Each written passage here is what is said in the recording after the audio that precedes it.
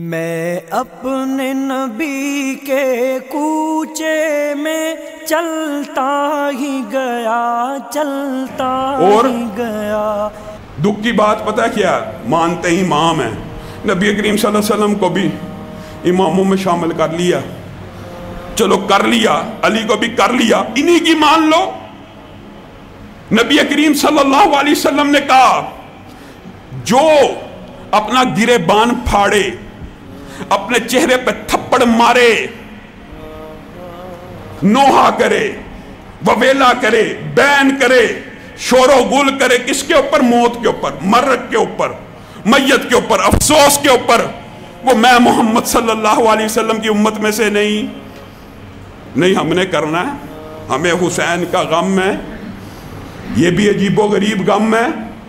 پورا سال زندہ و جوید، پورا سال یا حسین مدد، پورا سال دستگیر، پورا سال غوث، پورا سال مددگار، پورا سال بخشنہار، پورا سال دینے والا، بگڑی بنانے والا، کار ساز، اولاد دینے والا، پورا سال۔ اور محرم کے اندر جی شہید ہو گئے، جی فوت ہو گئے، جی ظلم ہو گیا، پورا سال مددگار۔ اور عجیب و غریب فلسفہ ہے ماتم۔ یہ ویسے ہی میں بات کر رہا ہوں ایک عقلی طور کے اوپر۔ شہادت 10 محرم کو بھی ماتم کرنا ہے تو 10 سے شروع کر دو، شہادت 10 کو بھی ہے، پھر کرتے جاؤ جتنی دیر مرضی، اپنا سینہ پیٹو۔ یہ ماتم شروع کر دیتے ہیں یکم کو، یکم سے شروع ہو گیا، جس دن شہادت ہوئی اس دن ماتم ختم۔ عقل کے بھی خلاف، منطق کے بھی خلاف، ماتم تو شہادت والے دن سے شروع ہونا چاہیے۔ میں ویسے ہی یہ بات کر رہا ہوں، اللہ معاف کرے، اس کا مطلب یہ نہیں تم نے ماتم کرنا تو 10 سے شروع کر دو، چاہے کوئی بندہ پیدا ہو جی یہ اب ہم 10 سے شروع کریں گے۔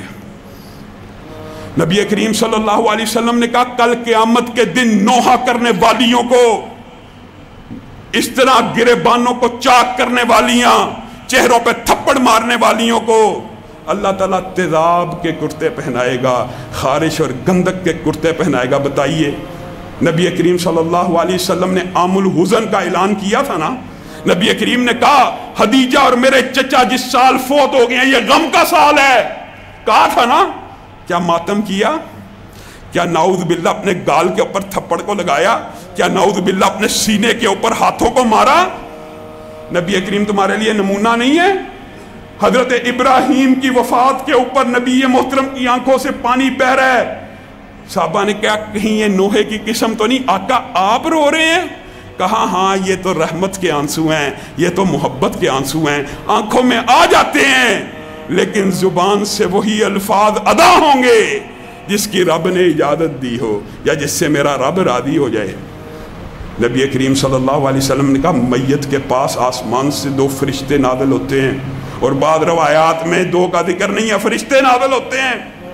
جو بندہ کہتا ہے نا میں برباد ہو گیا، فرشتے کہتے ہیں آمین، اللہ تجھے برباد کرے۔ میں لٹ گیا، فرشتے کہتے ہیں آمین، تو لٹ جائے۔ یہ الفاظ کہنا میت کے پاس حرام ہے۔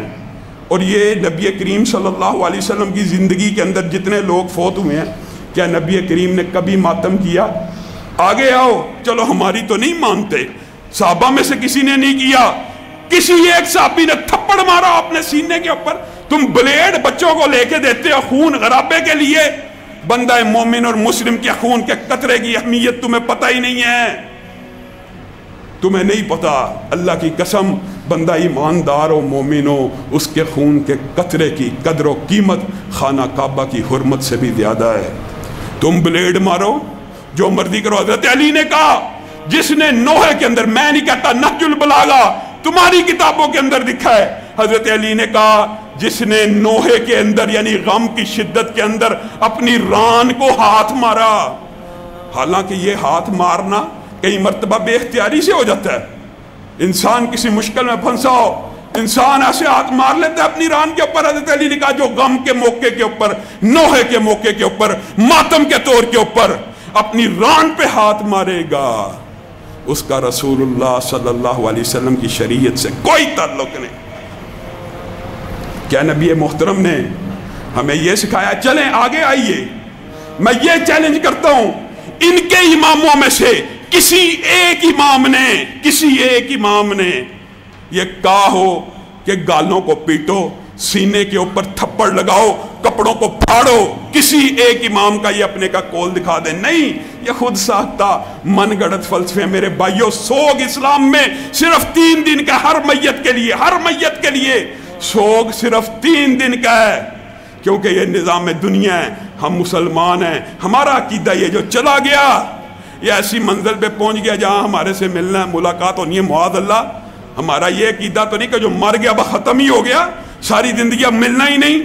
ہاں، جدائی کا غم ہے، 3 دن کا میت کا سوگ اسلام میں اجازت دی۔